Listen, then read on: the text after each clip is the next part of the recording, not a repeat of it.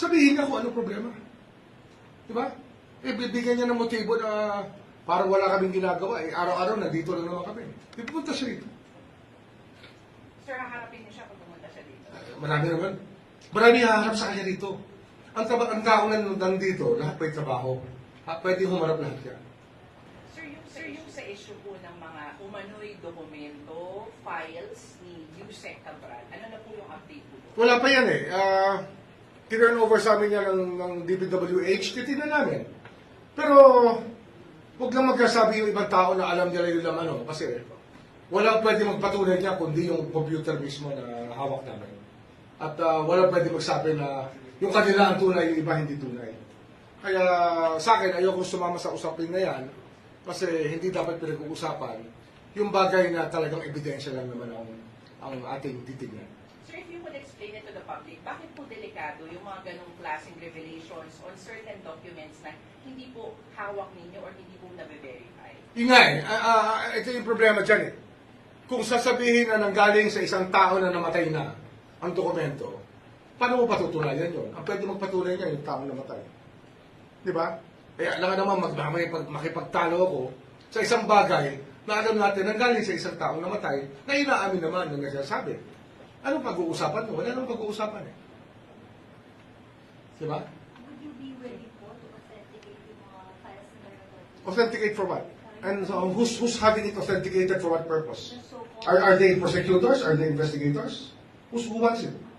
Bali nabanggit po kasi before ni Dallas First Officer Chair Castro na yung matter daw po of authenticating these so-called listed documents are in the hands of the Office of the Ombudsman. Would you be willing, sir, na... For what purpose ka? For what purpose? Anong saan proseso gagamitin? Kasi kung ito yung in-aid of publicity, huwag na natin pag-usapan. Ang mahalaga, may katuturan yung pinag-uusapan. Eh, ano ba ang katuturan nito? Di ba? Kung buhay pa si Cabral at sinabi ni Leviste, hawak ko yung mga dokumento binigay niya. Eh, hindi na. Wala na si Cabral. Sir, si Congressman Leviste po ba ay nakikipag-usap, nakikipag-ugnayan sa Ombudsman?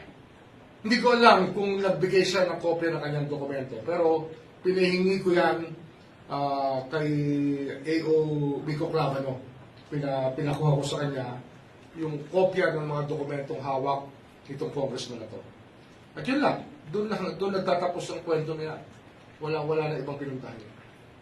Sir, meron din po kasing statement si Congressman Leviste na tinurn over daw po niya ito sa ombudsman, nag-release pa siya ng photos with some ombudsman staff, Okay. and he is saying na hindi daw niya alam bakit hindi daw kagad action. So what does it prove? Ombudsman. What does it prove? Why the urgency? Ano bang kailangan malaman doon? Siguro siya magsabi kung ano laman doon na dapat pinapansin namin. Di ba? Eh, bang gagaling sa kanya, tapos sasabihin niya, bibigyan niya kami ng duda yung aming pagkatao dito. Sabihin niya kung ano problema. Di ba? Eh, bibigyan niya ng motibo na parang wala kaming ginagawa. Eh, araw-araw nandito lang naman kami. Di pumunta siya rito. Sir, haharapin niyo siya kung pumunta siya dito. Marami naman. Marami haharap sa kanya rito. Ang tao na nandito, lahat may trabaho.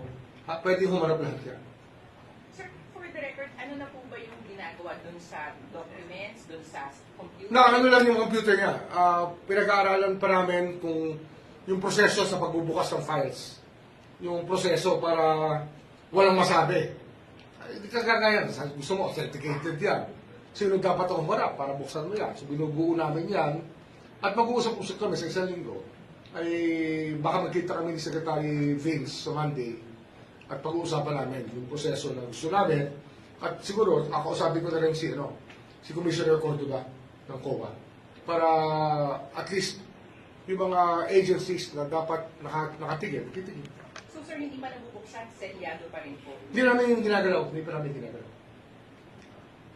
Sir, yung sinabi lang po ni Senator Amy na may filing daw po ng charges against Senators Jinggoy Estrada, Joel Villanueva and former Senator Revilla by January 15. Buti siya, alam niya. Ako, hindi ko alam yun. So there's no truth to that, sir. Ewan ko na, sa nagagaling. Basta sir, the PI is with the Basta tuloy-tuloy lang ang trabaho. We're doing our work. The DOJ is doing its work. Kahapon, Monday, kasama ko yung DOJ dito. Monday, kasama ko yung DOJ dito. I signed off on some documents that we referred back to them. That's it. We talk business. Sir, your comment dun sa pagbabalik na po nung pera, nung ilan pong mga sangkot. dito sa- Ano yan, simula pa lang yan eh. Parang dry run pa lang ang tinatawag natin yan. Kasi we expect this to hasten up later on. Kasi nga, the avenue to return money is not always there for everybody. Dapat yan, habang maaga mabuti, isoli na. At marami naman makakatanggap dyan ng notice sa amin na sila iniimbestigahan. At yun lang. At sasabihan din na bibigyan ng pagkakataon magsoli. Sir, naglabas na po ba kayo ng notices na yun? Hindi ba? Pero ngayon kasi, nag-fact-finding na kami sa mga taong inimbestigahan. Nag-fact-finding kami. Sir, So, dapat may basis na kami para pag kinakausap namin, alam na namin yung pinag-uusapan. Alam naman saka namin itatanong yung hindi namin alam. Dapat yun, pag nagtanong ka, alam mo na rin yung sagot eh. Di ba? We don't go there asking a question you don't know the answer to. Basically, that's what investigation is all about. You know where you're leading to. sir, ito yung sa contractors, tama po ba? May nakita- Kasama yan. Oh. Marami yan eh. Marami yan na nire-refine yung list kasi may mga listahan na hindi malinis eh. Ibig sabihin, walang direct connection talaga at hindi talaga magtatagpi-tagpi. So, iniisa-isa namin yan tingnan ang mga listahan na yan at titignan namin kung paano itatrato yung bawat kaso. Kasi iba-ibang klase conflict of interest to, hindi lang maiisang klase lang. Hindi lang iisang klase. Sir, your health, alam ko nabanggit na, pero kamusta po yung kayo? I think I'm okay. I work out every day. I sleep early. I wake up early. So, well, siyempre, ano yan eh. Idle minds are devil's workshop. Yun yun eh. Natin magagawa kasi naghahanap sila ng i-istoryahin. Tingin ko naman okay naman ako. Your message, sir, doon sa mga nagpapakalat na you're unwell. Ganyan, pinapa-imbestigahan ko yan. Oo, pinapa-imbestigahan ko yan. Kasi, we've reached the limit of cyber libel already. Tignan natin kung saan pupunta. Pinapa-imbestigahan ko yan. I'm asking the NBI to look into these allegations and this scuttlebutt kung saan nagmula sa social media. So we will know. And sometime, you really have to extract justice from people. Hindi mo talaga pwedeng pabayaan na lang. Kasi pattern to, parang dry run to for things to come later on. Kung ginagawa nila ito ngayon, gagawin pa nila lalo yan pag hindi yan nasa mata. Pag hindi naawat yan. Okay? Sir, yung mga ganito pong reports on your health and yung nag-a-announce ng filing. Lumabas na nga ako eh. I came out on my radio program last Saturday. Sunday, meron naman. Tuloy na naman eh. Talaga makikita mo yung bad faith. There's really an orchestrated campaign. I don't know for what purpose, pero tingin ko, it's part of the propaganda machine of some political parties. Diba? Okay? Sir, Thank baka may nakalimutan ka. Hindi, wala pa. Next week naman, magkaka-briefing ulit tayo. And I think that we will do it at least once a week. Na mag-uusap-usap tayo, at least once a week.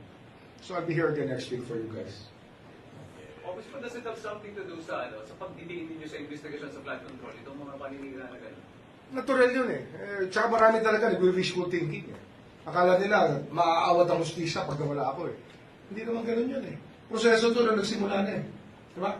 Nagsimula na yung proseso. Para mong tinitigil ang tren na umaandar eh. Pwede mo ba, di pasagasa ka sa tren, di ba? Pero hindi mo pwede awatin ang tren pag umaandar na. Diba? O, sige, salamat ha. Salamat.